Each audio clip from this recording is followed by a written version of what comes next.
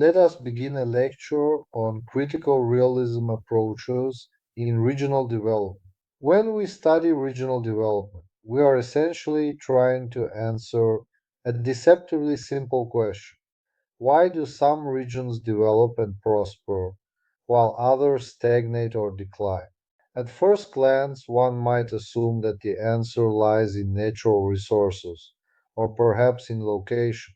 But as we move into the second half of the 20th century, it becomes very clear that the explanation is much more complex. This period is characterized by two major transformations that deeply reshape economies and, importantly for us, reshape space.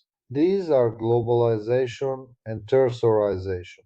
Now, globalization is not just about countries trading more. It is about the restructuring of production itself. Firms begin to operate across borders, not just selling products internationally, but organizing their entire production processes globally.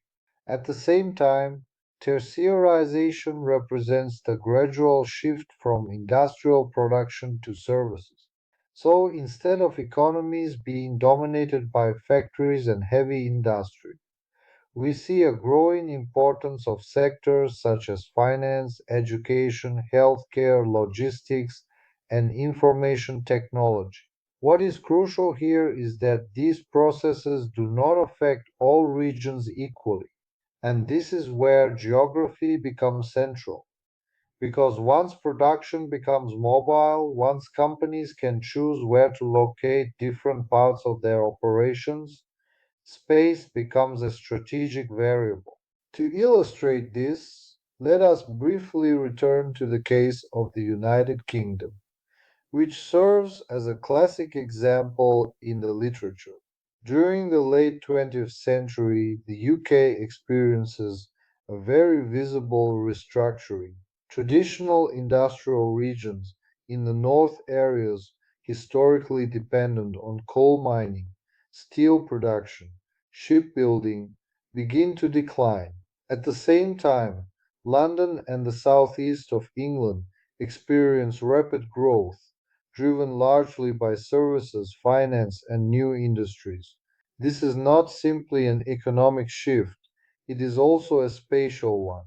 The center of gravity of the economy moves, and this movement is reinforced by political decisions, especially under the government of Margaret Thatcher, whose policies strongly promoted liberalization, privatization, and openness to foreign investment. Now, scholars observing these developments begin to ask a deeper question. How exactly are these changes organized in space? What determines which regions gain and which lose? One of the most influential answers to this question is provided by Doreen Massey through her theory of the spatial division of labor. Let us slow down here because this is the conceptual core of today's lecture. Traditionally, when we thought about regional economies, we tended to think in terms of specialization.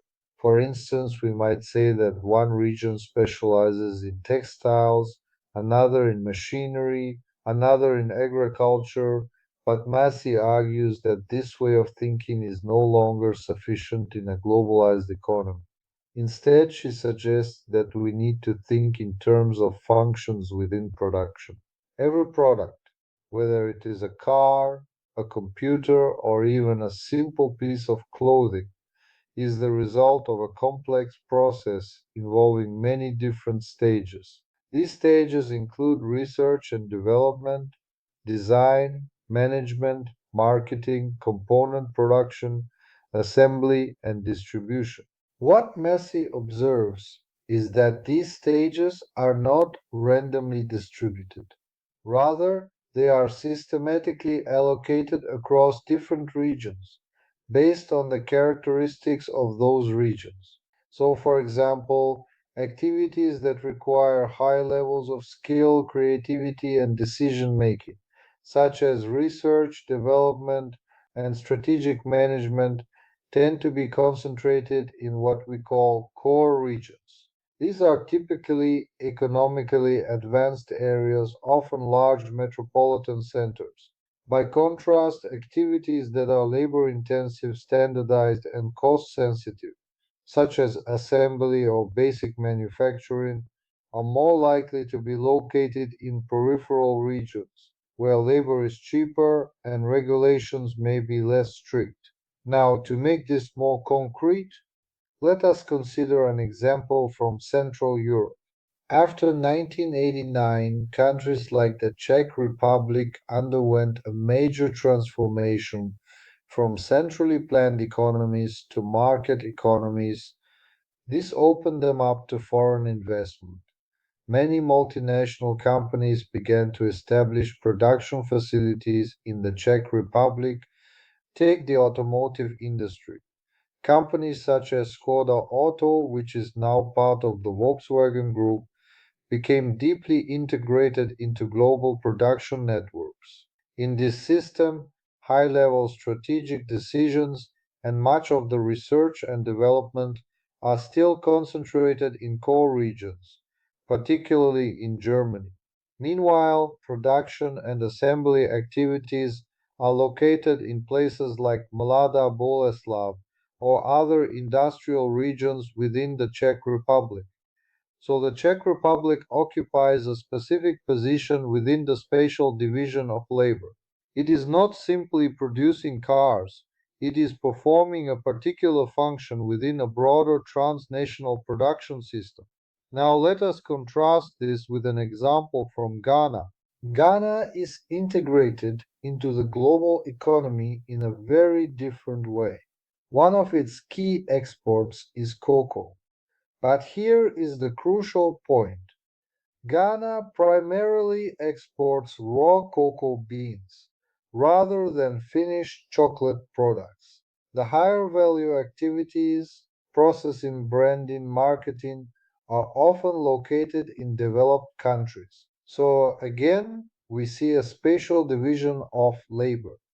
Ghana is positioned in the lower value segment of the production chain, while higher value functions are located elsewhere. This has important implications for development because it limits the amount of value that remains within the country. Now, Massey goes further. She argues that these spatial patterns are not simply the result of economic efficiency, they are also shaped by power relations. Companies make strategic decisions about where to locate activities, and these decisions reflect their interests. Regions do not all have equal bargaining power. This brings us to another important concept, the new international division of labor. What this concept captures is the global reorganization of production that has taken place over the past several decades. We have seen a gradual shift of manufacturing activities from highly developed countries to less developed or newly industrializing countries. In the 1970s and 1980s, many companies began relocating production from Western Europe and North America to Southern Europe and parts of Asia. In the 1990s, Central and Eastern Europe became attractive destinations due to lower labor costs and proximity to Western markets. Today, we see further shifts towards Southeast Asia, South Asia, and parts of Africa. This is not a one time movement. It is an ongoing process, driven by the constant search for cost advantages. Now, Massey also provides a typology of how companies organize their spatial structures, and this is something you should understand not just theoretically, but also practically. Some companies remain highly concentrated in one location. These are often smaller firms that do not have the resources to expand globally. Other companies adopt what she calls a cloning structure. In this model, the company establishes similar production units in multiple regions. Each unit performs the same functions. This allows the company to serve different markets, but it also creates vulnerability for regions because any single unit can be closed if it becomes unprofitable. The most complex and in many ways most characteristic model of globalization is the part process structure. Here, production is fragmented. Different stages of the production process are located in different regions based on their comparative advantages. Returning to our earlier examples, the Czech Republic's role in automotive manufacturing fits well into this model. It performs certain stages of production within a larger distributed system. Ghana, in the cocoa industry, also participates in a part process structure, though in a more limited and less advantageous way. Now, let me introduce a concept that students often find quite memorable, the idea of cathedrals in the desert. This term is used to describe large industrial facilities that are located in regions where they are not well integrated into the local economy. These facilities may employ a significant number of people, but they rely heavily on external inputs and the profits they generate are transferred elsewhere. You can find examples of this in parts of Central and Eastern Europe where foreign-owned factories operate with limited connections to local suppliers. Similarly, in some African countries, large mining or agricultural operations function in relative isolation from the broader economy. At first glance, these investments appear beneficial. They create jobs, they bring in capital. But if they are not embedded in the local economy, their long-term impact on development may be limited. Now, in more recent years, we have observed the emergence of more flexible organizational models, sometimes referred to as the fleet concept. In this model, individual branches of a company are given more autonomy. They can adapt to local conditions, form partnerships, and contribute more actively to regional development. This brings us to the role of transnational corporations, large firms that operate across multiple countries. Companies like Toyota Motor or ExxonMobil have enormous influence over how production is organized globally. Their decisions can shape the economic fortunes of entire regions.